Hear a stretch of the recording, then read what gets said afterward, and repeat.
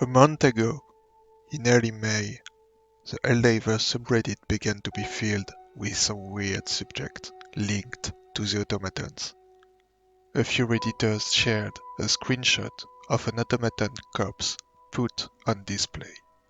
Most of the posts were quickly ignored, but one of them blew up, with the screens, a theory. This was the corpse of a warlord, a cyborg enemy of the past war.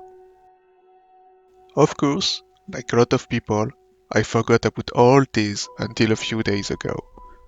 I was speaking on a private Helldivers Discord, the Black Watch, about the fact that a lot of people doesn't take time to look at some in-game information like the illegal broadcast.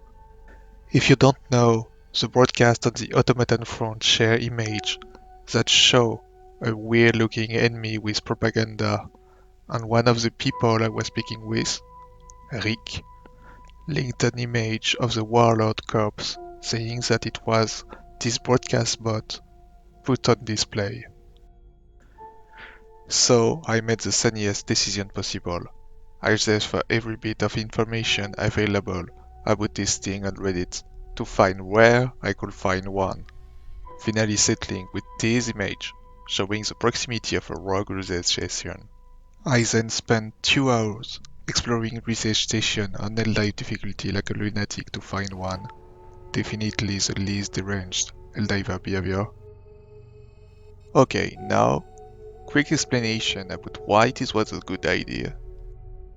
Every place of interest in this game, be them point of interest, sub-objectives, main objectives, and extraction point, are pre-generated. It means that there is a blueprint associated with them, and when one of them have to spawn, the building and everything in its vicinity has something linked directly to them, and will appear back with the right blueprint. Since that displayed corpse is near a research station sub-objective, it means that it will spawn again near the correct research station blueprint. Nice! Now, I need to find the correct research station. Luckily, this one sub-objective is one of the 3 with the crashed pod on the illegal broadcast that can be seen on the mission selection screen. After 15 unsuccessful attempts, where I mainly found stations studying plants, I guess, a lot of automated reinforcement and several screen and recordings sent by Rick and my local yogurt man, I finally stumbled into the right place.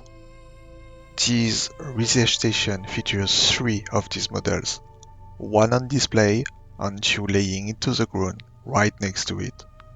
They all are unbreakable, and launching a few 500 kg bombs allow me to dig them all up. They all share the same details: a missing left arm, a missing toe on the left foot, the bent weapon at the right arm with a missing shoulder, and a displaced head. Then, it quickly hit me. That's a Hulk. A Breather Hulk, put on display to be studied. Damaged, but in a pretty good state nonetheless, since it didn't explode on death like every single ones we can meet and fight. His legs were stretched, giving this weird sensation of encountering something foreign, but it was still a regular Hulk. As far as this quest went, it wasn't worthless. Yes, it wasn't a Warlord foreshadowing or some kind of Super Hulk, but it showed us something important in the Helldivers 2 world building.